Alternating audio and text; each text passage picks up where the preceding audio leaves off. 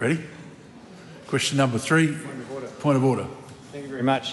So last Thursday, you committed to the House that you would go away and consider the requirements of ministers answering questions on behalf of the Prime Minister. I would have hoped that we might get that clarity before this question. Yes, and I apologise for not having come back to you. There's been one or two other things that have caused a bit of a distraction today. The Honourable Carmel Sepuloni, question 3. Mr Speaker, to the Prime Minister, does he stand by all his government statements and actions? On behalf of the Prime Minister, as I have said over 300 times, yes. Supplementary. Who does he agree with? Winston Peters, who said, quote, "The name of this country is New Zealand. This person who came here in 2006, you're not going to change it," end quote. Or David Seymour, who said that, quote, "Well, I prefer to use New Zealand. I'm not here to stop other people saying Aotearoa," end quote. Or will he maintain his silence on this issue? As an answer that's based on intellectual and academic integrity, the name of this country was always New Zealand until Pemba Reeves decided in the 1880s that he would call it Aotearoa, which is a massive insult to the people of Ngai Tahu. That's not their name, and we are going to not make a name change for this country until, in the democratic traditions of this great nation, we first consult and get the agreement of the New Zealand people. That's an interesting. Supplementary. Do Winston Peters' comments suggest that New Zealanders who were born overseas should have fewer rights than those who were born here? And if so, will he condemn that? Look, it is very, very clear that Mr Peters made no such suggestion at all, but he paralleled the fact that in 2006, an application was made to a country called New Zealand, and that is still the same country that that person came to. Now, that's not an attack on any immigration or any immigrant at all. Mr Speaker, will he stick up for migrant communities by disciplining Winston Peters and Shane Jones for their repeated attacks on members of Parliament based entirely on their country of origin, or will he continue to keep his head down by pretending that his minister's comments are not his problem?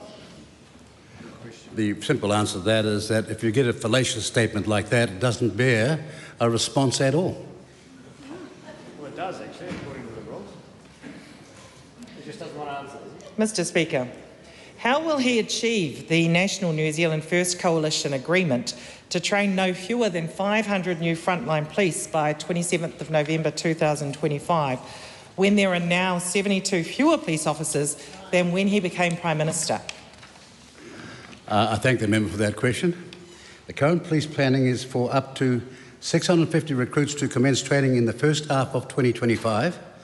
This is 75 more than in the entirety of the 23-24 year the previous government was responsible for.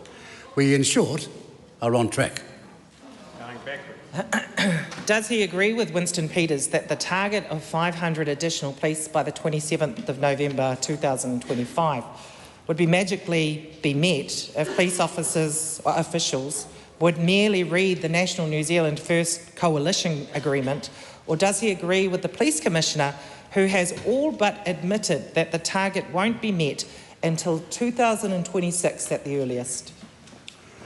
Given the very, very remarkable record of Mr Peters on this matter, where the last tranche of such training was a commitment for 1,800, but it ended up being successfully 2,338 in that tranche. And we are setting up for the same performance this time around. So that's why we've got confidence that on this matter we're on track. Mr Speaker, is Winston Peters actually accomplishing anything for Aotearoa when he tells members of migrant communities that their views are worth less than people born in Aotearoa, and he instructs officials that they can meet political targets just by reading a coalition agreement? Or will he acknowledge that this is a divisive and counterproductive way to run a government?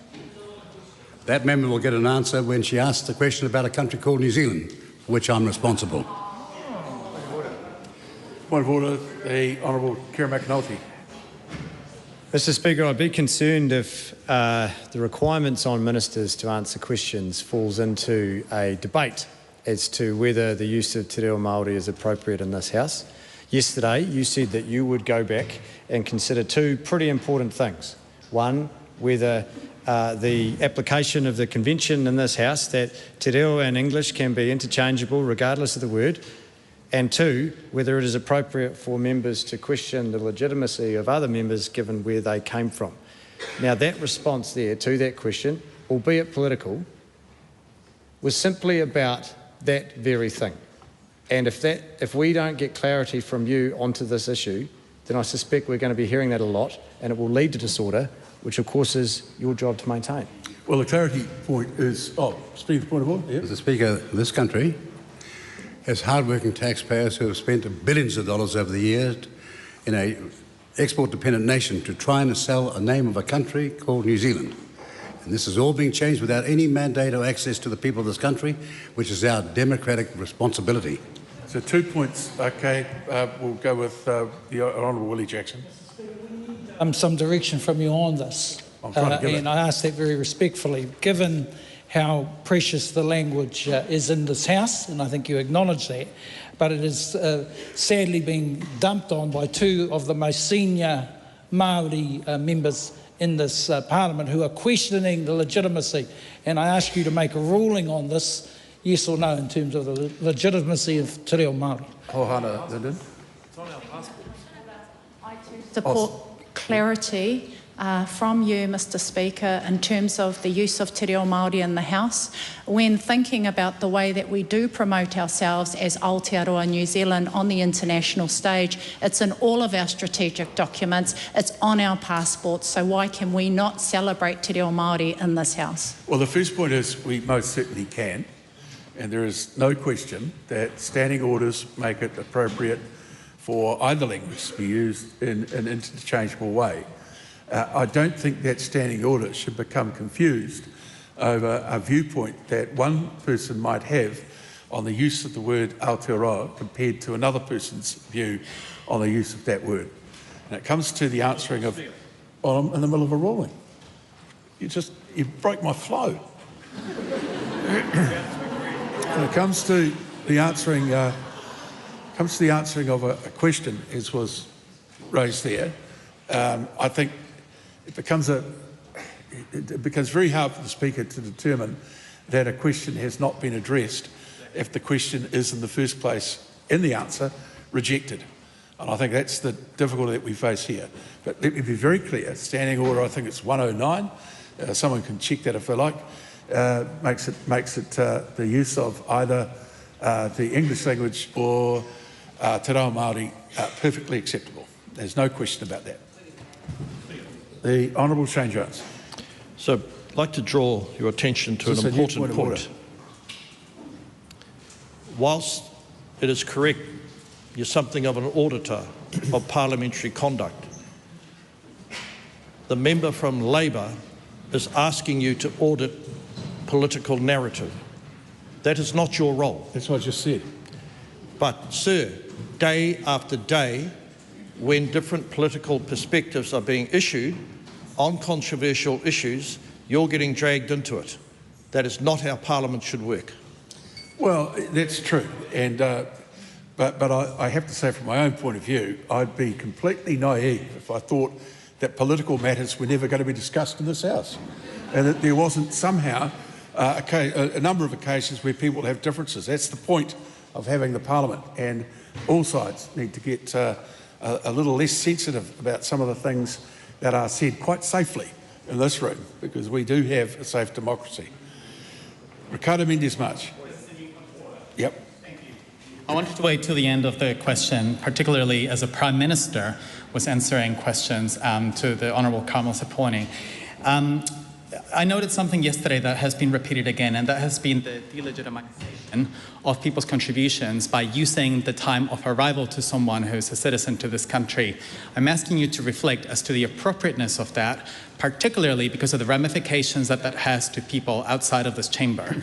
And when people are utilizing someone's date of arrival, it does seem like it delegitimizes someone standing in this House. Well, it's all very well to say that the Speaker should become the interferer and run interference on all sorts of things in this House.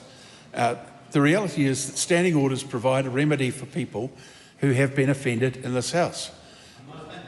Well, then what is the point? And I'm sorry to ask it, because I don't want to have a discussion about that here, but you're welcome to come and talk to me about that. I think the general public make up their own minds about these things, and I don't think that some of the claims that, and some of the extraordinary communications I've had on this bear out the way in which New Zealanders generally think. The Right Honourable Winston Peters. Speaker, that last point of order was grossly out of time. The member, if he was going to make that point of order, had to raise it at the right time, but we've moved on.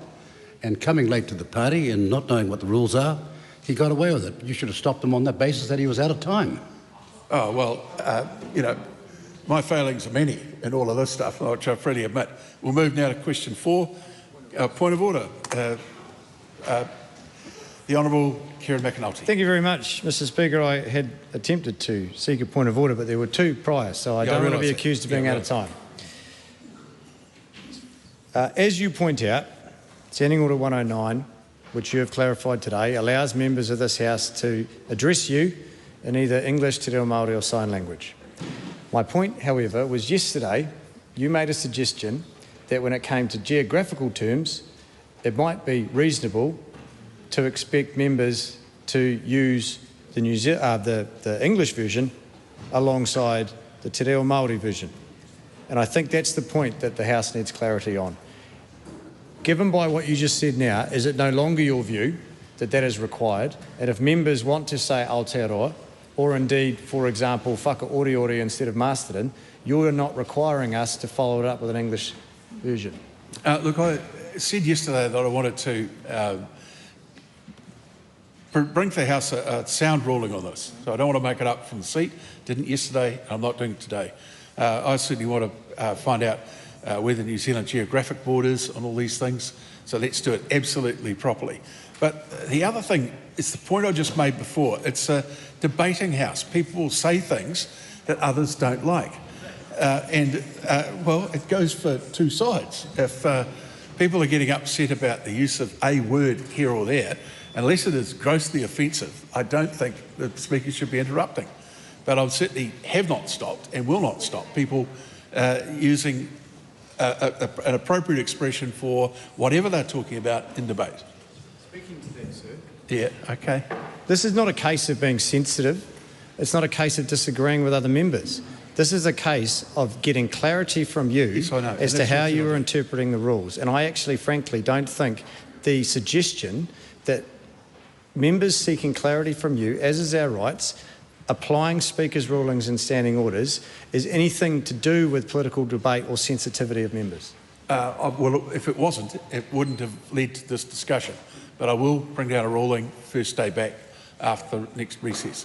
The Honourable Willie Jackson. Mr. Speaker, speaking to this point of order, I appreciate that it's a tough position for you, but the angst in terms of particularly our Māori language community is high, because we have an expert in the Māori language in Mr. Jones, and we all acknowledge that and concede that, who is questioning the legitimacy of the usage of Te Reo Māori in the House. That's why we need clear clarification from you on its usage, because I appreciate it's tough when you have an expert for some reason coming out with the nonsense he's coming out with, and we need some clarity, because it's very clear you can use English or Māori. We just want some direction, sir. Well, for the 3rd time today, can I say that Standing Order 109 stands, hasn't changed, and I'm not changing it. And I doubt that any Standing Orders Committee is going to change it. So there is no question that either language, or of the 3 options that people have, can be used in this House.